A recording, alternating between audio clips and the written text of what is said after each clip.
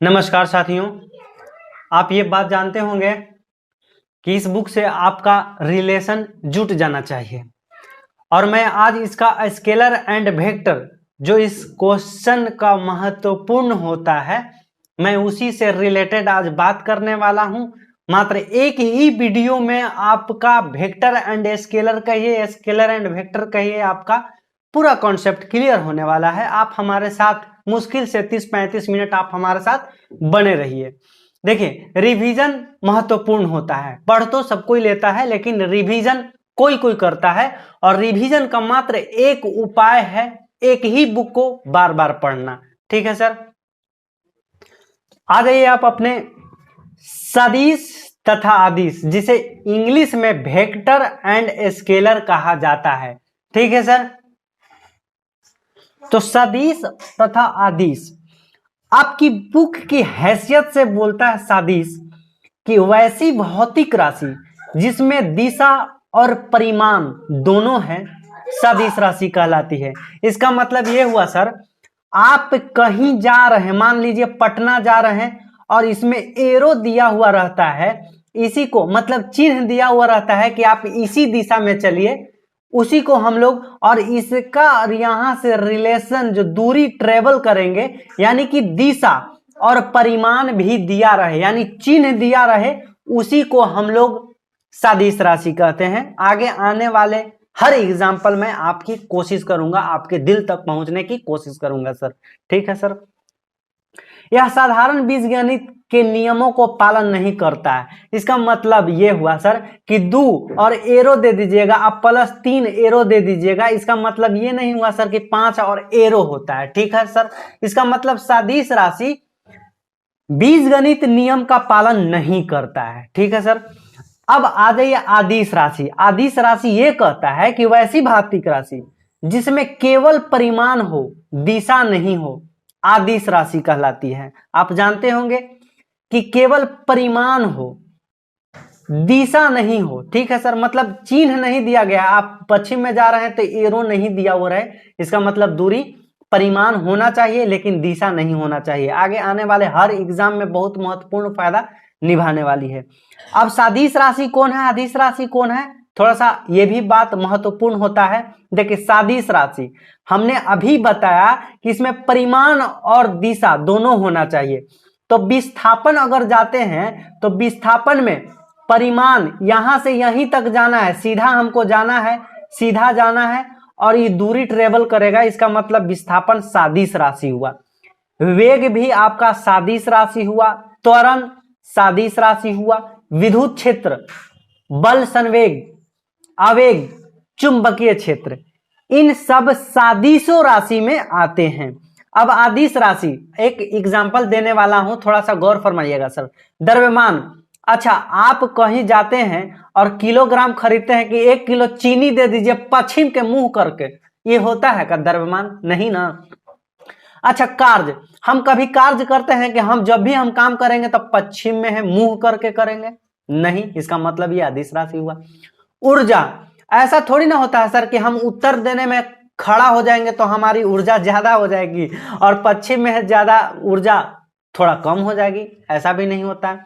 शक्ति, क्षेत्रफल, घनत्व, चाल, दाब, आयतन, दूरी, समय, विभव, ताप, धारा, ये सब के सब अदिश राशि हुआ होता है सर। विस्थापन में सीधे जाना है, इसका मतलब सीधा जाना ही है हमको, तो सदिश राशि, इसका मतलब ये हुआ सर कि इसमें वेग है, यानी इसमें परिमाण भी है और दिशा भी है, उसी को विस्थापन कहते हैं सर। लेकिन याद रखिएगा कि गुरुजी ने यह बताया कि द्रव्यमान, कार्य, ऊर्जा, शक्ति, क्षेत्रफल, घनत्व, चाल, दाब, आयतन, दूरी, समय, विभव, ताप, धारा, इन सब अदिश राशि के प्रतिभाति काम करते हैं। ठीक है सर, अगले अगर बात करते हैं हम तो सदिशों का निरूपण बताएंगे, और निरूपण में ये कहता है, आप इस सेशन को थोड़ा सा अच्छा लगता है ना सर, लाइक कर दीजिए। जब तक आप लाइक नहीं करते हैं ना तो आपको न मजा आएगा और न हमको मजा आएगा। थोड़ा सा आप गुरुद्वय पे भी योगदान कीजिए, ठीक है सर। अच्छा, इसमें हमने अभी बताया कि अब जो है सदिशों का निरूपण बताने की कोशिश करते हैं। निरूपण का मतलब रिप्रेजेंटेशन ऑफ ए वेक्टर। सदिशों का निरूपित करने के लिए किसी भी भौतिक राशि के ऊपर तीर के चिन्ह का प्रयोग किया जाता है। जहां तीर का माथा कहा जाता है, उसकी दिशा को बताती है, उसकी लंबाई उसके परिमाण को बताती है। अच्छा सर, आप कहीं पटना जा रहे हैं तो अगर बॉर्डर पे अगर ऐसे चिन्ह लगा देंगे, इसी को सदिश का निरूपण मतलब कहा जाता है, ठीक है सर। ठीक है, सदिशों के परिमाण का निरूपण के लिए आप इस तरह से लगा सकते हैं कि ए पे जो है इस तरह से लगा सकते हैं, या ए पे इस तरह से लगा सकते हैं, और मैग्नीट्यूड दे दीजिएगा तो भी प्रॉब्लम नहीं है, बिना मैग्नीट्यूड के भी प्रॉब्लम नहीं है, ठीक है सर। अगर सदिशों का बीजगणित हम बात करें तो सदिशों के जोड़ का नियम ये त्रिभुज होता है। अच्छा, एक त्रिभुज ले लिए मैंने यहाँ, ए वेक्टर और बी वेक्टर, और इन दोनों को मिलाकर पूरा रिजल्ट देगा आर वेक्टर बराबर A vector plus B vector. यह आप समकोण त्रिभुज में भी पढ़े होंगे, और ए वेक्टर और प्लस बी वेक्टर, ठीक है सर। यानी ये वाला ए वेक्टर हुआ और ये वाला बी वेक्टर हुआ, और इसी को बराबर करके आर वेक्टर बराबर A vector plus B vector होता है। ऐसा होता है, लेकिन इतना पढ़ने की जरूरत नहीं है, हम सिर्फ एग्जाम्पल के थ्रू हम बता रहे हैं, जो एसके झा सर के बुक में ये बात अवेलेबल किया गया है। अगला नंबर, समांतर चतुर्भुज का नियम। हमने पढ़ा अभी कि त्रिभुज का नियम, लेकिन त्रिभुज का नियम पढ़ लिए तो कुछ नहीं होने वाला है, लेकिन समांतर चतुर्भुज का नियम भी पढ़ लीजिए, जो समांतर चतुर्भुज का नियम दिया गया है, ठीक है। तो समांतर चतुर्भुज का नियम में ये बात कहती है कि यदि कोई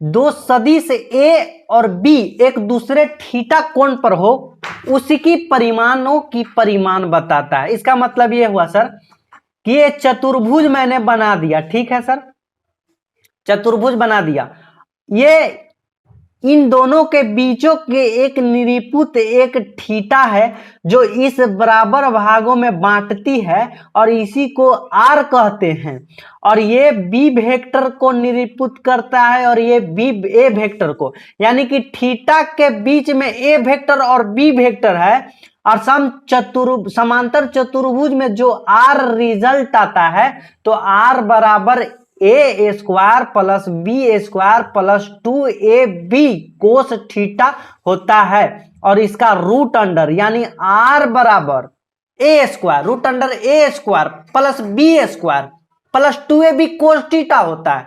हम आगे थोड़ा सा देर में देखते हैं, आपको साफ साफ दिख रहा होगा सर कि उसकी दोनों थीटा के बीच में जो आर निकल का वैल्यू आया तो A square plus B square plus 2ab cos theta root under, इसको जब हम A vector plus B vector बराबर root under A square plus B square plus 2ab cos theta लिख सकते हैं।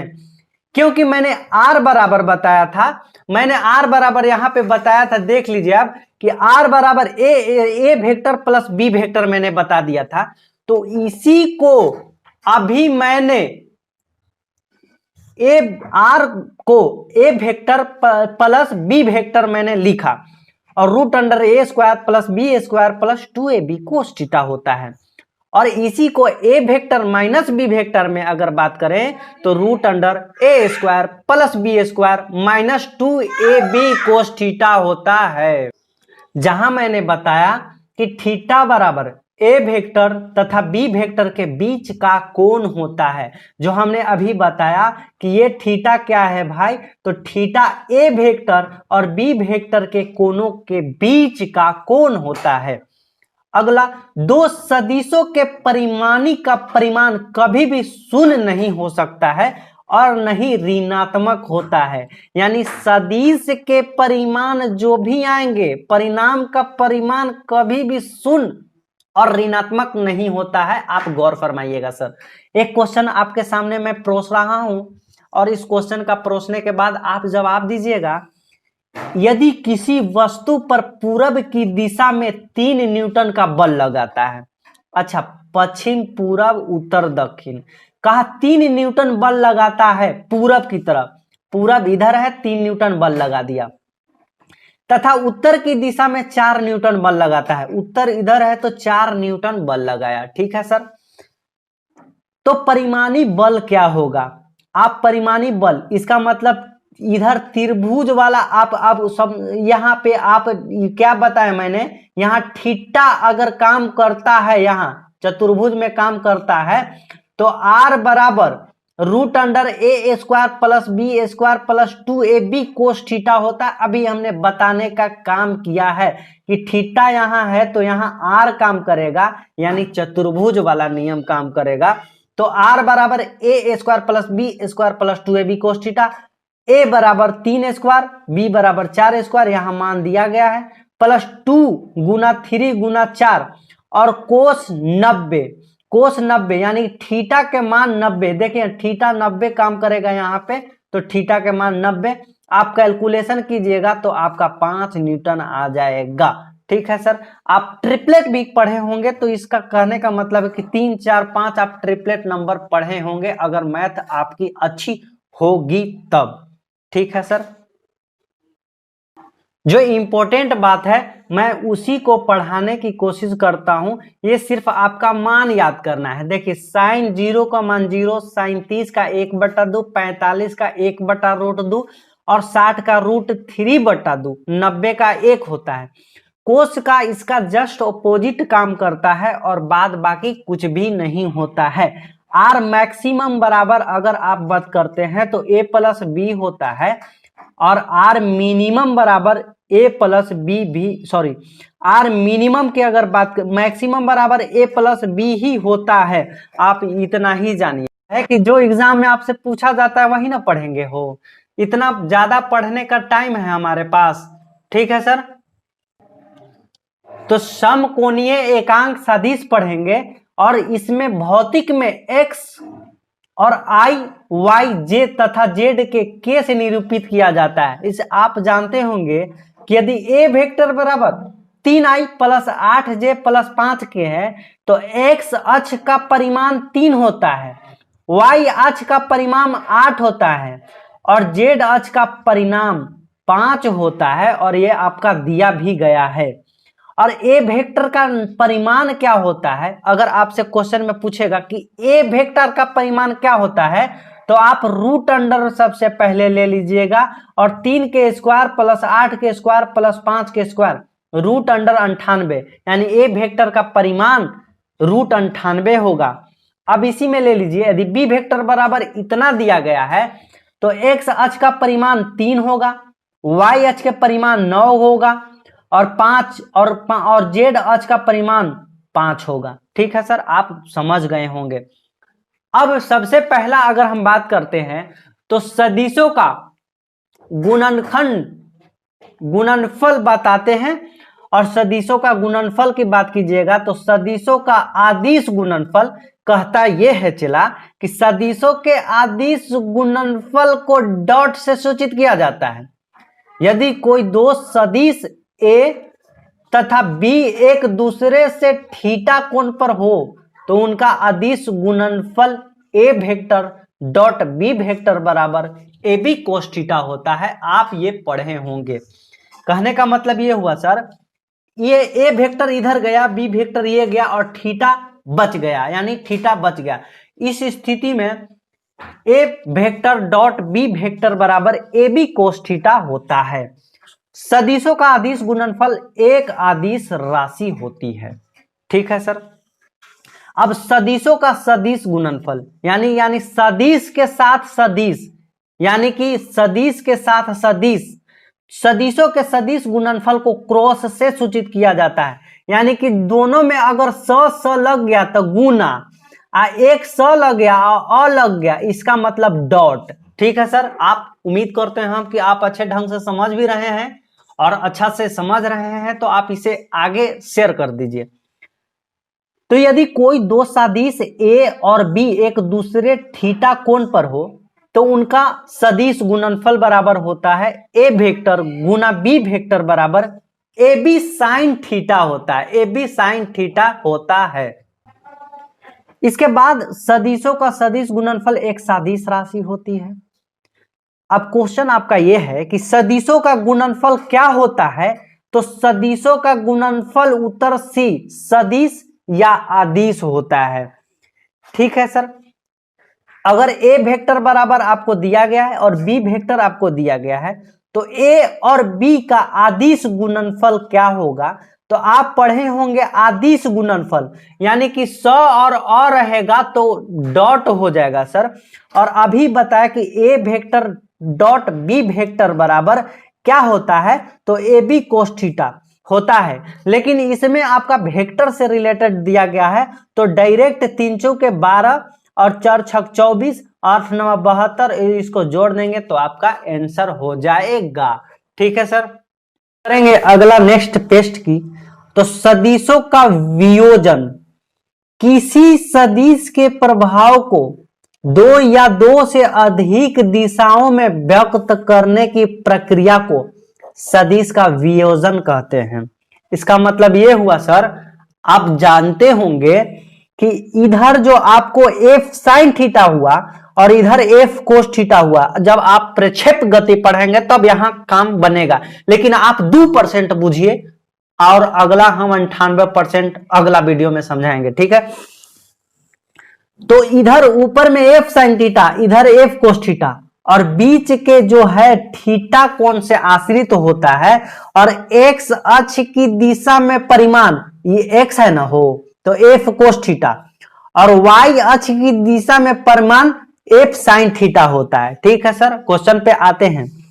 नीचे दिए गए चित्र में एक्स अक्ष तथा वाई अक्ष में परिमाण क्या होगा, तो एक्स अक्ष की दिशा में परिमाण अगर बात करते हैं तो थीटा बराबर 30 डिग्री लेंगे, तो यहां एफ कोस थीटा आप जानते होंगे, एफ साइन थीटा जानते होंगे, तो एफ कोस थीटा, और 10 अगर हम बात करते हैं तो फोर्स 10 न्यूटन दिया गया है यहां पे, तो 10 कोस 30 यानी 10 गुना √3/2, और काटेंगे 2 5 5 √3 न्यूटन आ जाता है। अब y अक्ष की दिशा में परिमाण हम बताएंगे तो y अक्ष में f साइन थीटा होता है, और f साइन थीटा दे दिया गया है, और f बराबर 10 न्यूटन आया, और 10 न्यूटन दिया गया है, और साइन 30 तो 10 गुना 1/2 यानी 5 न्यूटन आ गया है आपका आंसर। 5 न्यूटन आपका आंसर आ जाता है।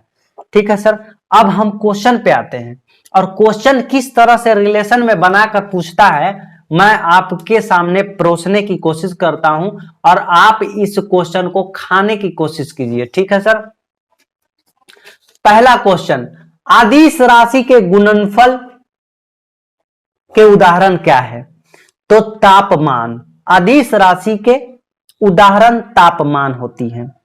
निम्नलिखित में से किस समूह में सभी राशियां सादिश है, यानी जिसका वेग हो उसी को सादिश राशि कहते हैं। तो वेग और त्वरण और बल, इसको सदिश राशि के श्रेणी में रखा जाता है, आप जानते होंगे। सादिश राशि के उदाहरण बल आघूर्ण भी है। शून्य परिणामी उत्पन्न करने के लिए समान परिमाण के आवश्यक सदिशों की न्यूनतम संख्या है, तो सदिशों की न्यूनतम संख्या 2 होता है, एक आदिश एक सादिश। 2 सदिशों के गुणनफल से प्राप्त राशि को हम लोग सदिश भी कहते हैं और अदिश भी कहते हैं, आप जानते होंगे। तो अदिश और सदिश दोनों होगा, इसका मतलब ऑप्शन सब number C is the right answer. आदिश गुना आदिश, आदिश अगर आप अदिश से अदिश में गुना करिएगा तो आदिश होगा। मान लीजिए 3 से 3 में गुना करेगा, विषम संख्या, विषम संख्या से गुना करेगा तो विषम संख्या आएगा ना जी। ठीक है सर, तो अगला क्वेश्चन आपके सामने ये रहा कि समांतर चतुर्भुज बल के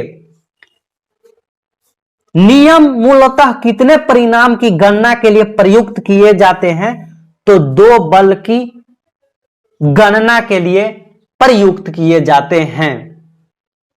अब देख लीजिए क्या कहा कि किसी सदिश का घटक क्या होता है, तो सदिश के परिमाण के बराबर या इससे कम, इसी को घटक कहते हैं। न्यूमेरिकल टाइप क्वेश्चन की बात करते हैं तो आप जानते होंगे सर कि r बराबर root under A square plus B square 2ab cos theta होता है, जहां थीटा बराबर a तथा b के बीच का कोण होता है, जिसमें मोड भी लगा सकते हैं और मोड माइनस में भी लिख सकते हैं। जैसे A square plus B square बराबर होता है ए प्लस बी का होल स्क्वायर बराबर होता है A square plus B square plus 2ab cos theta. Sir अब हम क्वेश्चन के अंतर्गत काम करने की कोशिश करेंगे, आप थोड़ा सा हमारे साथ गौर फरमाइए। यह आपका जो है प्रूफ किया गया, इसको कोई जरूरत नहीं है, ठीक है सर। हमारा स्टेटमेंट ये था सर कि जिस एग्जाम में जो पूछा जाता है उसी से रिलेटेड काम करेंगे। 12 न्यूटन 8 न्यूटन का परिणाम, दो बल एक वस्तु का कार्यरत है, वस्तु पर लगने वाले परिणामी बल का अधिकतम मान क्या होगा? Option number C 20 newton. हम बताए थे कि परिणामी बल का अधिकतम मान यानी आर मैक्स बराबर हमने बताया था कि ए प्लस बी होता है और 12 और 8 दे दिया गया है, इसका मतलब 20 न्यूटन आपका answer is the right answer. अब इस मान को तो मैंने बताया कि एक्स अक्ष का परिणाम 3 होता है, 3i plus 8j plus 5k। जो जिस मान से पूछे एक्स अक्ष का 3, y का 8 और z का 5, ये भी पढ़ने की जरूरत है, वो ये सब पढ़ने की जरूरत नहीं है, ठीक है सर।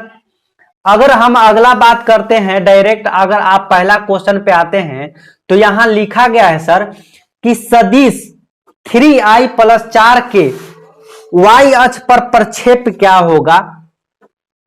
तो y का मान पूछा है तो y 4 न होता है, हो तो y 4 ही होता है और y इसमें दिया गया है, ये नहीं है।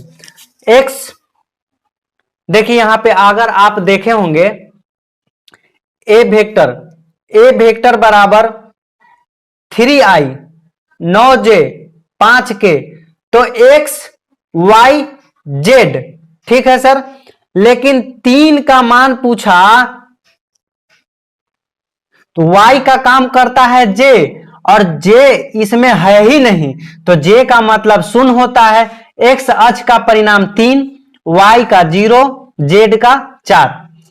अगर हम एक और क्वेश्चन की बात करें, एक बल 2i प्लस 3j प्लस 6 के द्वारा प्रदर्शित होता है तो इस बल का परिमाण क्या होता है? हम बताए थे कि इसका सबका स्क्वायर कर देते हैं तो root under 2 square plus 3 square plus 6 square, root under 49 यानी 7 गो है इसका मात्रक होता है। ठीक उसी तरह से इसका हर टाइप में है और आपको यकीन नहीं है आपको कितना फायदा हो रहा है। देखिए मात्र रिवीजन करना आपका जिम्मेदारी होता है, रिवीजन कर लीजिएगा काम हो जाएगा। और जब तक रिवीजन नहीं करते हैं तो आपका जिंदगी में कुछ ना कुछ ब्लॉक हो जाता ही है। इसलिए मैं हमेशा कहता हूं कि सर आप रिवीजन करना सीखिए, रिवीजन करना सीखिए। अब तक ले लिए इसमें बाद में 2-3 क्वेश्चन और है, आप कर लीजिए, बाद बाकी कोई भी इंपॉर्टेंट नहीं है। मैं सिर्फ फंडा जो है हम आपको सिर्फ मात्र एग्जाम से रिलेटेड बात करने वाला हूं। और आपको सेशन अच्छा लगता है तो आप इसे लाइक कर दीजिए, शेयर कर दीजिए, तब एक दूसरे से मोहब्बत होगी और मोहब्बत में तो हम जान भी देना चाहेंगे सर, ठीक है सर। और बात बाकी इतना इंपॉर्टेंट नहीं है जितना आप इंपॉर्टेंट समझ रहे हैं। थ्योरी इंपॉर्टेंट है आपका, जो थ्योरी मैंने हम सब बताने की कोशिश किया है। अब तक के लिए बाय बाय। नेक्स्ट वीडियो में आपको अगर बताते हैं तो नेक्स्ट वीडियो में गति और वेग से संबंधित हम लोग बात करेंगे सर।